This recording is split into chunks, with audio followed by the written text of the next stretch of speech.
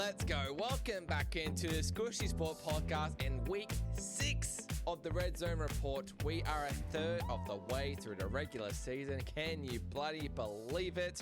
Last week we went 1-3 on our best bets and 3-2 on player props. So not too much, lost a little bit on the juice, I'd say there. But before we get stuck into week 6, if you like the content, you like what you see, please give it a big like and a subscribe as well.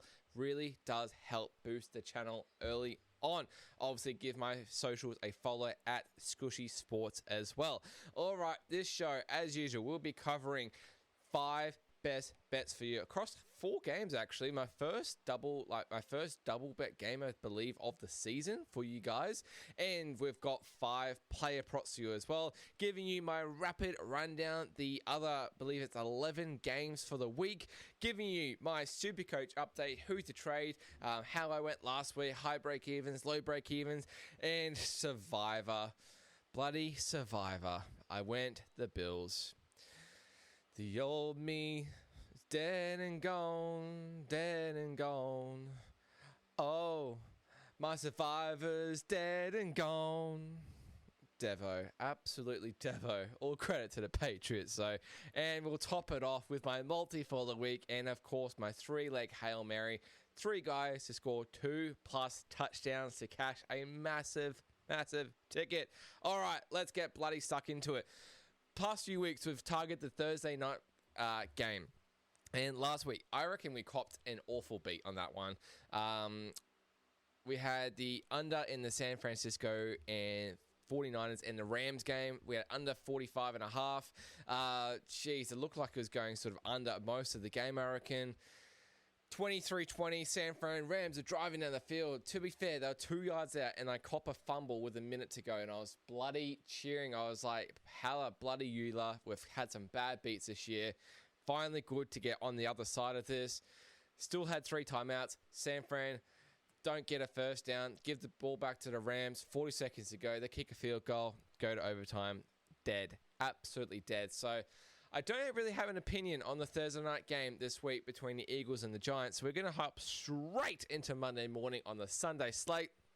And we're going to go to North Carolina with my boys, or South Carolina, in Charlotte with my boys, my Carolina Panthers.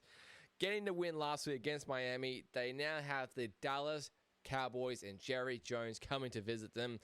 Dallas are a -3.5 point favorite in this one with a total of 49.5. This one did open as well with Dallas -3.5 and a total of just 48.5. We have seen a bit of over money, and that is exactly where I am going for this one. The over 49.5. And to keep it simple for you guys, this Dallas defense absolutely sucks. And they still conceded 20 to the Jets last week. I get it, there are a couple garbage TDs at the end. Dallas have got pretty much one of the best offenses in the league at the moment. Dak is absolutely killing it on the pass game, but their defense is shocking. It just showed how bad the Jets are last week, that they only managed to score that amount of points with a couple garbage touchdowns. There was a fumble in the red zone by the Jets as well. I believe they had another turnover on 4th down going into the red zone as well. So Jets could have scored way more in this game. This Panthers offense, I believe we're getting a couple offensive linemen back this week, and I don't think this offense is that bad. The run game last week against Miami, holy shit, Rico Dowdle, I don't know where that came from. Over 200 yards on the ground, which is just insane. I think it was the 3rd ever Panthers running back to achieve a feat like that. But still, this defense by Carolina is not very good. I think Javonte Williams, I think he's going to be able to kill our defense. I think if get George Pickens back, him and that Ryan Flournoy, I think they're going to be able to kill it. Sunny afternoon in Carolina. This should be going way over the total. If you're betting a Dallas under, it just doesn't seem to be a smart one at the moment. So over 49.5 is our first bet of the week against my Carolina Panthers and the Dallas Cowboys. All right, sticking in the same slate, and this is the double game of the week. As I said, I believe it is the first one of the season. And that is the Seattle Seahawks traveling to the Jacksonville Jaguars. Really interesting game. NFC against AFC in this one. Jags are a -1 point favorite now in this one after their win against Kansas City Chiefs on Monday Night Football. Total of just 46.5. We have seen a little bit of Jags money. This opened at a pick'em, and this total has remained at 46.5. Why the hell has it remained at 46.5 after what we saw with the Jags game and what we saw with the Seattle and Buccaneers game? Absolute air shows. My first one, Seattle money line, probably my favorite play of the week. I love Seattle in this spot. I get it. They've got a big road trip going east. I get it. But that loss last week was brutal at home. I expect a big bounce back spot. Mike McDonald is 9-1 straight up on the road since the start of his coaching career last year. I think Jags sitting at 4-1. I think they're going to be a bit fat and sassy. So fat and sassy meaning they just come off a big win. They've just beaten Mahomes and the Chiefs. They're sitting at 4-1. All is good in Duval land. Are they really going to start 5-1? I'm not buying it. Give me Seattle in this one here. Chiefs really should have won that game. They had no issue strolling down the field in that game. It just took some really shit Chiefs defense in that one for the Jags to stay in that one. They also had a pick six, a 98-yard pick six, a 14-point swing, just like that. Can that luck keep up? I don't think so. I do think this is a big bounce back spot for Seattle. I like Seattle in this game to win the game. And the second bet in this one is the over 46.5.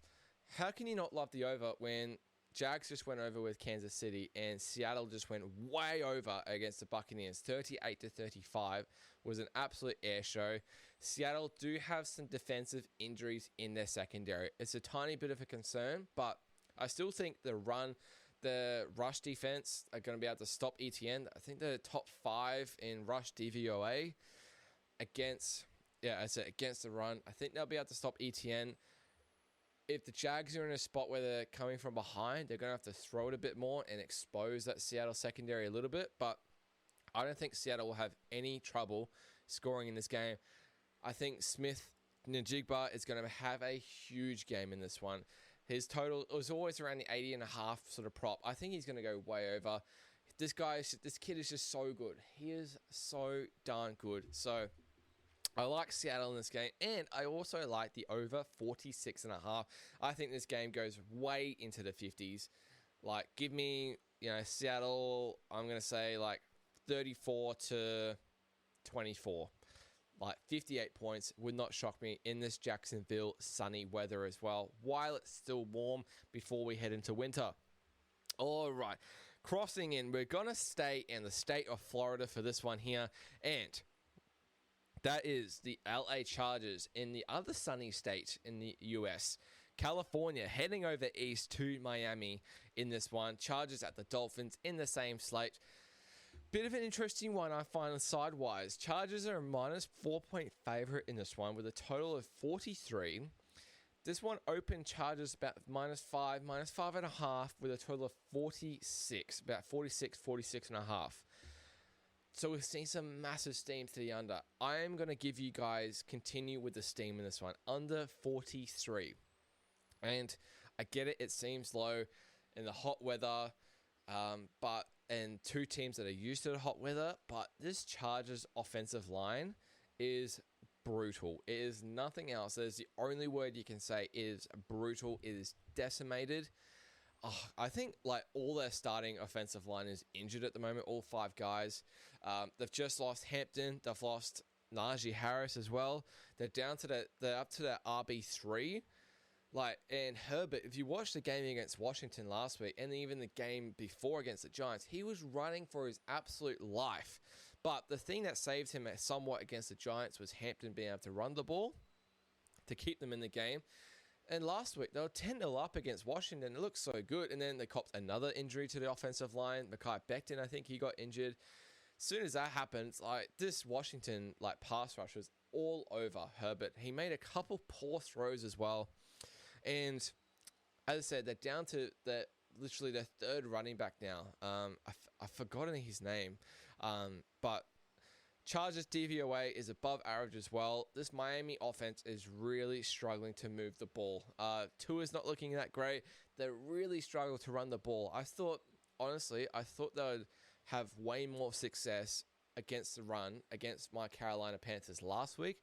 They put up like 20 rush yards or something. Like, this is a Panthers team that last year, and even at the start of the year, was conceding close to 200 rush yards a game. And now, like, Miami's run for 20 against us. Like, they've still got Achane. They're running a bit with Washington. They've got Ollie Gordon. He looks good, but they're really struggling to move the ball. I'm expecting a really low-scoring game in this one. Like, I think Chargers may win this one quite convincingly. I'm expecting, like, a 23-13. I don't really see too much happening in this game.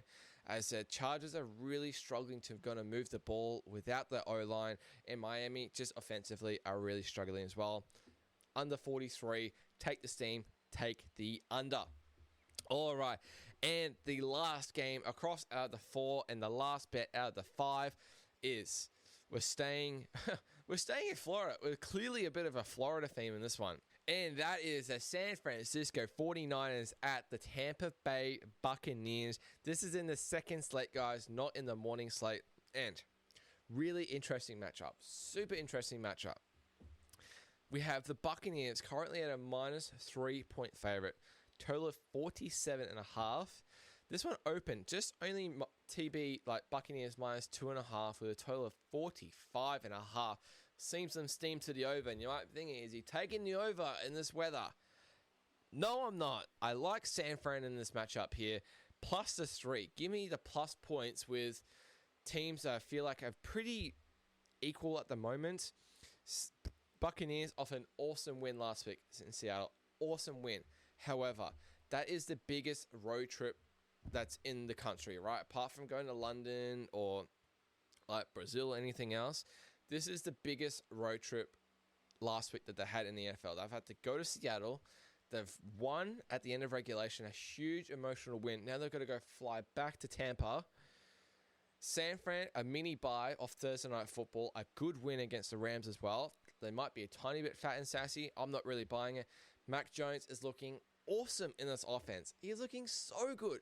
I get it. He's fighting a bit of a PCL injury, but he's looking way above what he did at the Patriots, and I'm really liking it. The big thing for San Fran is I don't think, like, this is at plus 3, right? If they get Jawan Jennings and potentially George Kittle and potentially Ricky Pearsall back, this is closing nowhere near plus 3. This is closing close to a pick'em, maybe plus 1 for San Fran. I really like the points. Give me the better coach in this situation. As I said, and San Fran just had that little bit more rest. I get it, they're heading east, but it's in the second slate, so it's not that bad. And I said the Buccaneers have had this massive road trip. They're 4-1 at the moment, looking really good, but a lot of their wins have been literally at the end of regulation.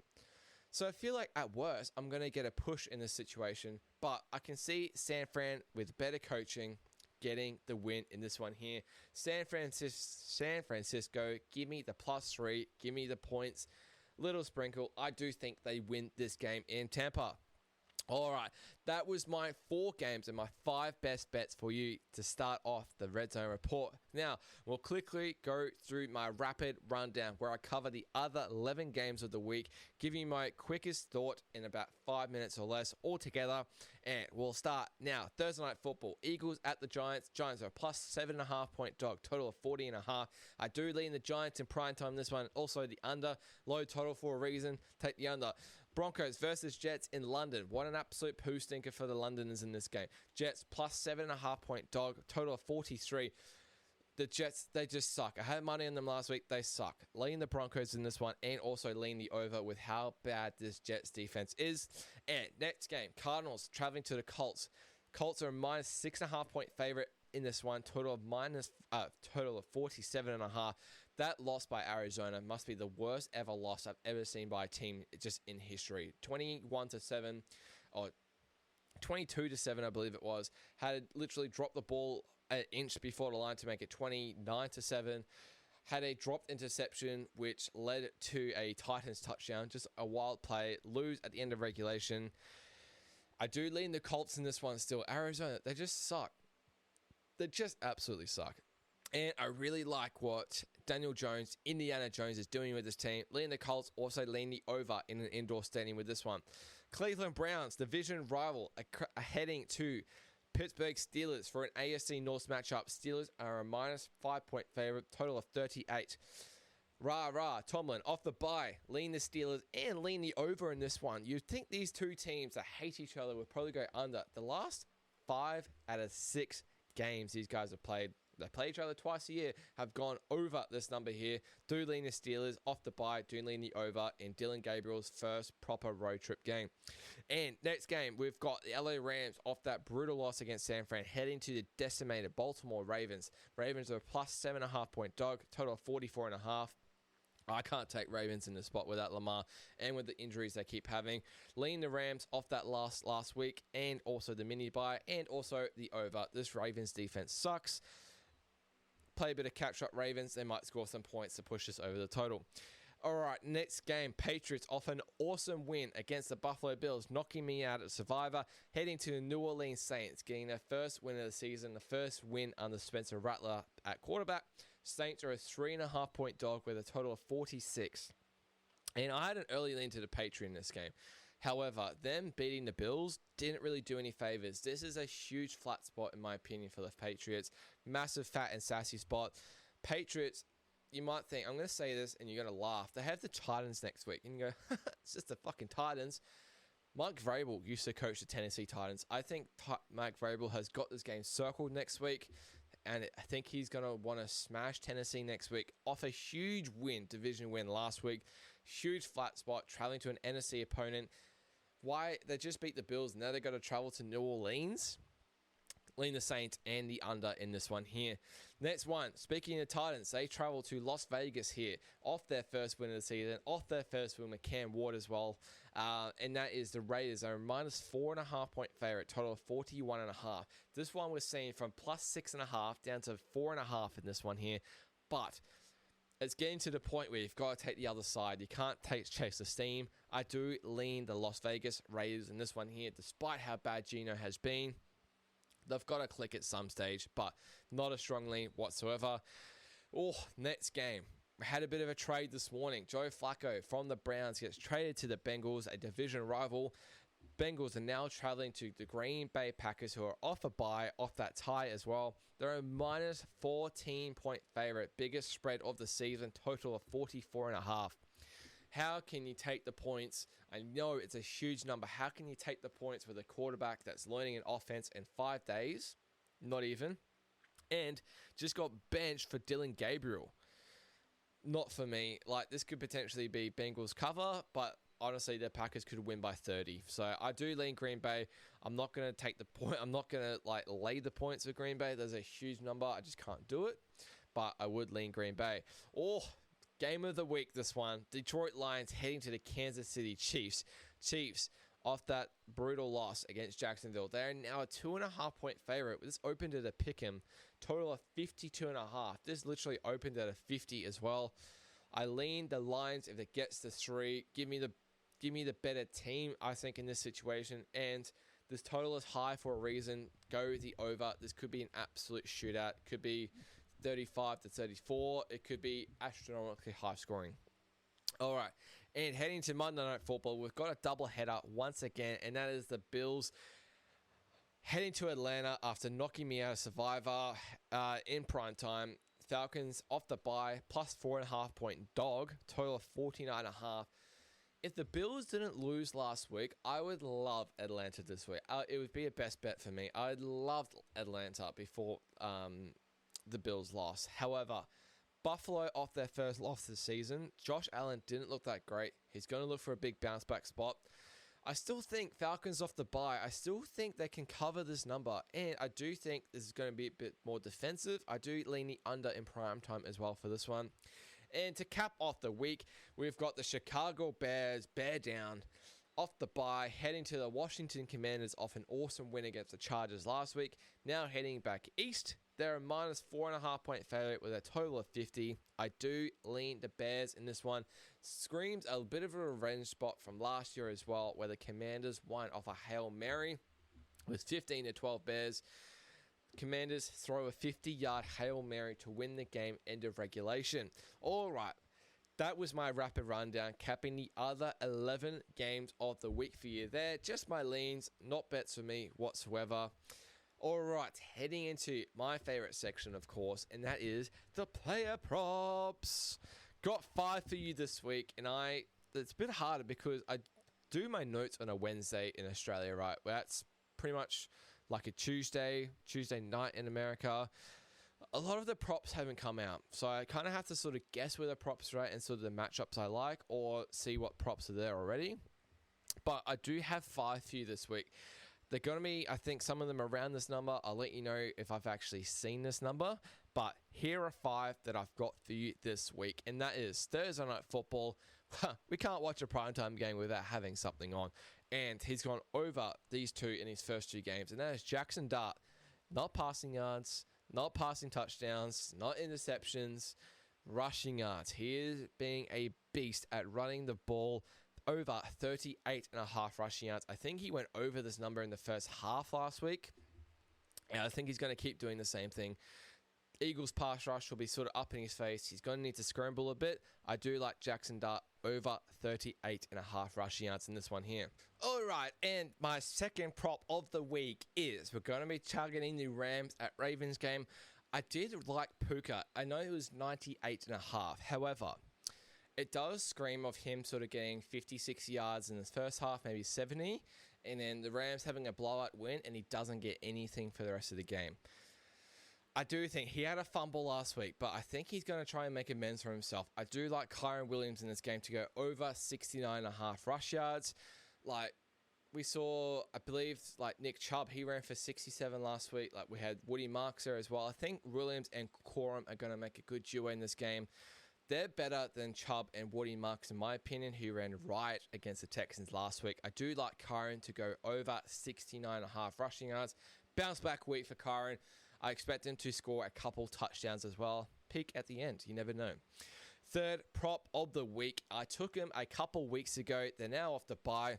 He pretty much cleared this number in one catch, literally in the first drive against Dallas. And that is the rookie. One of my favorite rookies that behind, of course, Tedero McMillan, but of course. And that is Matthew Golden, the wide receiver for the Green Bay Packers, over 42.5 receiving yards. One, I love where this kid is going. He's getting better and better every week. He cleared it against Dallas, and this Dallas defense, in my opinion, is so similar to the Cincinnati defense. And I get it. It could be a blowout. But if it's going to be a blowout, I don't think they're going to be throwing to Dobbs or Tucker Kraft as much. I think they're going to give Golden a bit more. I think this connection between Golden and Love is really starting to build. I can really see Golden going easily over this number once again. Whether it's sort of one big catch of 40 again, whether it's just a couple catches, I do think he can clear this number in literally 2 catches. So give me Matthew Golden to go over 42.5 receiving yards. We may even see his first touchdown ever in the NFL, which would be pretty cool. All right, the last 2. I do love these 2. And I don't have their exact numbers, but I'm just sort of going off what they've been so far throughout the season and what I think their number will be. I'll sort of tell you what number I'm sort of looking for and where to sort of cap it at if it gets too high and where I wouldn't bet it. The first one is my boy, just mentioned him before, Tedero McMillan, over to, I think it's going to be around 65.5 receiving yards in this one. Against Dallas, I would take this below 70. He's getting so close to this mark, seems like every single week.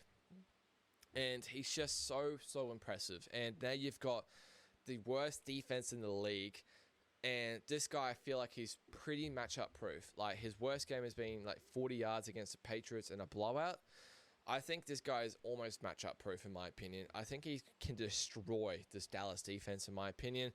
I get it. Last week, Dowdle, he ran for 200 yards. He just had the hot hand, but McMillan still went over that number in the first half. It's clearly Bryce's number one receiver. He's not really thrown to anyone else at the moment. I do think he goes way over this number. I would take it below 70, but give me my boy, Tedderell McMillan, to go over 65.5 receiving yards. And the last one is, this guy is just on absolute fire at the moment, and I predicted Seattle, and I predicted the over. May as well take a prop in this one, a receiver that I think will go absolutely bonkers. We saw Tyquan Thornton for the Chiefs the other night absolutely go gangbusters against this Jags defense. When you get a fast receiver and you get a good receiver against this Jag defense, they get a bit exposed. And Jackson Smith-Njigba is absolutely killing it this season so far. All his prop lines have started with a 7 pretty much. He keeps clearing it. I do think probably this week it's going to start with an 8. But we're getting to the point where you're going to have to compare him to very close to the Jeffersons and Chasers. He's not quite there yet. I think he's a top 5 receiver in the league at the moment. Like, Puka's obviously near 100, but I think Jason, you keep taking him in this high 70s, low 80s as much as you can, especially against a Jags defense like this. I think he could go way over. I think he can go both 100 plus in this one here. Jackson Smith-Njigba, 80 plus receiving yards in this one. Take it to about, I'll take it to 84, 85 and a half in this one. But I think it's going to be around the 80 and a half. He was 79 and a half last week. I think it's going to be around the 80 sort of mark this week. All right, they are my 5 player props for you this week on the Redzone Report. They are all my bets. All right, and now we'll cross a little bit into a bit of SuperCoach chat. And I'm going to love it this week because Scooshy had a good week last week. It felt like we were due. I scored 572. The team of the week was about 650. I finished close to top 300 for the week, rank-wise. I went up 6,500 spots from 13.5, so I'm at 7,000 now. Huge jump. And I actually captained Allen in the end. He didn't play that great. I didn't have Bowers. He was a late out, and I had Loveland on the bench, so there was nothing I could really do there. I didn't want to I didn't want to boost for another tight end. Just a really good week overall, so pretty happy. I hope we can continue the momentum. Last week, I ended up trading Jamar Chase out, who ended up having 2 massive touchdowns, pretty much outscoring Puka, which is funny. And I traded Lamar out as well, and I got Mahomes in, which I don't regret whatsoever. Mahomes, he looked really good in that game. I get it. He threw a pick 6, but he did look really good in that game, I think if it's a shootout this weekend against the Lions, he will have a huge, huge game. All right. This week, regarding trades, we're looking at the top 2 traded out, and we're looking at Brock Bowers, who is the most traded out at the moment. He's considered a week-to-week injury. He had last week out. I believe he pushed it the week before. I think he was out the week before. Looks like he'll be out again this week. This Raiders offense is nothing really without Brock Bowers, and I'm just not interested. When you get one tight end on your bench, and it's probably a cheapie, I don't know if I can trust Loveland that much, and I do get it in a way. And the second one, he's on IR now for at least 4 weeks, and that is Omarion Hampton, the rookie running back. I'm fortunate I don't have him. I didn't start with him. I started with Jonty, and I started with Travion Henderson on my bench. Top 2 traded in. Tight end-wise, people are going Bowers to Darren Waller, who has a super low break even. It's like I think it's minus 50 or minus 44, sorry. I get it. It makes sense. His basement price. But he's had 2 awesome games. If you're looking just for a cash grab, I get it. But in terms of him playing every week, I don't know if you're going to get that sort of scores every single week. This Miami offense is struggling, in my opinion. And I get it. He's been sort of the highlight the last 2 weeks. But I don't think it's going to keep up. So I get it. Minus 44 break even. If you want the cash, take the cash. And the second most trade in, I get this as well, is Jackson Dart. His break even is about minus 33. I want to say minus 30. He's looked really good. But again, I just want to see a little bit more. I've got Cam Ward as my cheapie quarterback on the bench. I think Cam Ward is getting better and better every week. People are trading out Cam Ward. He's making cash. He's making steady cash. He had his best game last week. He threw for nearly 300 yards.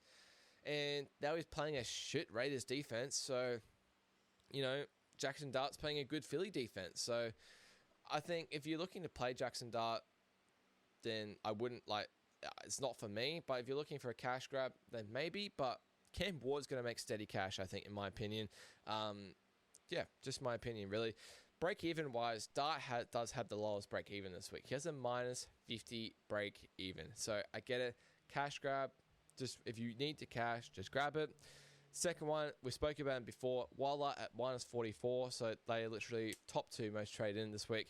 And Kenneth Gainwell is minus 35 off the buy for the Steelers. Probably not for me, considering I say Jaylen Warren will be back for the Steelers this week. So if you're looking at trading Gainwell in, I probably would be not doing that. High break-even wise, Lamar's 82, who I traded out last week. I'm glad I did. Got Mahomes in. Lamar, he's not going to be back till after the bye, so he should be out this week, and then they have a bye next week. So he's not going to be back until week 8. So you still got another 2 weeks if you're looking at holding Lamar that he's not going to be there. And you've got Malik Neighbors still at 80. If you've still got Malik Neighbors, he's gone for the season. What are you doing? Trade him out. Whatever. Get rid of him. Get literally any other wide receiver in that is active and playing. But for me, I don't feel like I need to do too much this week because I'm sort of conflicted with a couple matchups. I'm really happy with my matchups this week. I am going to trade out Brock Bowers, though. I just hate this uncertainty that's at tight end at the moment. I just want 2 tight ends that I know pretty much are going to be playing most weeks, where I've got Colston Loveland on the bench while he's good, sort of getting a bit better.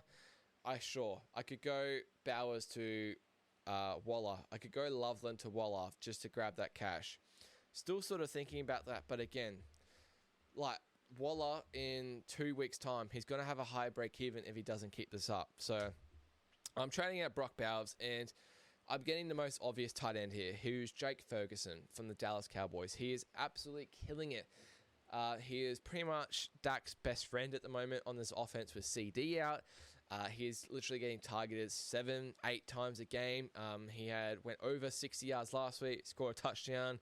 He's getting 5 to 6, 7, 8, 9 receptions a game even. He's the highest scoring tight end at the moment. For me, it just seems obvious if I have an injured tight end to trade him out and to get the best scoring tight end at the moment. I've got the cash in the bank. Jake Ferguson is in for me. Just the one trade this week so far.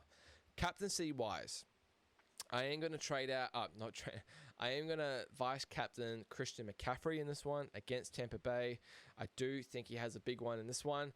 I just realized he's playing in the second slate, so the vice captain, that selection is pretty useless to me there. I may do like a Javonte Williams. I think that's a sneaky play. I do like the captaincy on Mahomes this week though. Even if he loses, even if they lose to the Lions, I do think if it's a high-scoring game, he's going to score well himself. He scored over 50 last week. He scored a rushing touchdown. He only threw for 1 passing touchdown. He is due to throw at least 3 or 4 touchdowns in a game soon. Run another one in. I think he can easily have a safe captaincy score of at least sort of 45 to 50, maybe even more. All right, and I'm going to quickly touch on this because I'm bloody depressed about this, and that is Survivor, because my Survivor's dead and gone, dead and gone. I picked Buffalo last week. I honestly did not expect them to lose at home, being 4-0. But a division rival, they absolutely came up, turned up and played, and Allen was just not there. If you're still in Survivor, I would be taking Green Bay, set and forget. Just use them if you have used them before. You can take the Rams, I'd say, against the Ravens. You can take Denver against the Jets, I'd say. But Green Bay seems to be the most obvious choice this week. All right, and to finish off the episode, we've got the multi for the week. 5 legs, as always, paying a decent amount. And this week, as I said, 5 legs. It's 2 matchups and then 3 props. We're going to go Seattle money line. We're going to go San Francisco money line for a bit of value there. Hopefully we don't get stinged by Tampa Bay at the end. We've got my boy, Tedero McMillan, to go alt, 80-plus receiving yards. We've got Smith the Jigba to go over 100 receiving yards against Jaguars in this one here. We've got Matthew Golden to go 50 plus receiving yards in this game here against Cincy's defense. This one is paying around the $60 mark, so $10 returns about 600 buckaroonies for you guys in this one. And to cap it off, we're going for the Hail Mary. You never know when it can happen. This one does pay 4 digits as well. 3 guys score 2 touchdowns each. And my 3 guys this week, Trey McBride from the Arizona Cardinals. It's a buy low spot for me. Buy low, sell high, I think. Or, yeah. I think it's a good buy point for McBride at the moment. It's been a bit quiet, but I think potentially they could have success against the Colts. If they're going to go to anyone in this game, Arizona, it's got to be McBride. He's at a big price. I do like Trey McBride to find the end zone twice. Kyron Williams against the Rams. I said I like him to run the ball a lot in this game. I think they can find the end zone twice, and I believe they can run in a couple ones. I don't believe Blake Corum. He's generally not the guy at the back that runs it in. And the last one in the second slate, this would be awesome. Give me the speedster against this Detroit defense, and that is Xavier Worthy. He is very due to pop off in this game. 3rd game back from his injury. 3 legs, McBride, Williams, Xavier Worthy pays $1,062. $10 returns $10,620. How bloody good would that be? Just to do a recap of the episode, we've finished up with the Redzone Report for week 6, and my best bets for the week is the over 49.5 in the Dallas Cowboys and Carolina Panthers game. We've got 2 bets for the Seattle and Jaguars game. We've got Seattle on the money line, and we've got over 46.5 in this one here. Staying in Florida, we've got Chargers and the Dolphins under 43 in this one here. And then staying in Florida, once again, we've got the 49ers at the Buccaneers. We've got San Fran plus the 3. Give me the dog in this one here. My player props for the week, we've got Jackson Dart over 38.5 rushing yards. Kyron Williams to go over 69.5 rush yards. Matthew Golden from Green Bay, the rookie, over 42.5 receiving yards. My boy, Tetaroa McMillan from Panthers, over 65.5 receiving yards. And from Seattle, Jackson Smith, the Jigbar, 80-plus receiving yards in this one here. Multi-wide 5 legs. We've got Seattle money line paired with Smith, the Jigbar, to go 100-plus receiving yards in this game. San Francisco money line. My boy, Tetaroa McMillan, to go 80-plus receiving yards against Dallas. And then to cap it off would be Matthew Golden to go 50-plus receiving yards in this one here, paying about the $60 mark. $10 returns $600. And to finish off the episode, my Hail Mary for the week, 3 guys, Trey McBride, Kyron Williams, and Xavier Worthy pays $1,062 to 1. $10 returns $10,620. Give it to me, baby. Come on, we're going to Disneyland. All right, guys, that will do it for week 6 episode of the Redzone Report. As I said, thank you so much for watching. If you like the content, give it a big like, subscribe, comment what you think, comment what your best bet is for the week as well. Follow my socials at Squishy Sports, and I will see you next week. Might not see you next week. I'm off to Bali, so we'll see what the scheduling is like. But thank you so much for watching. Cheers.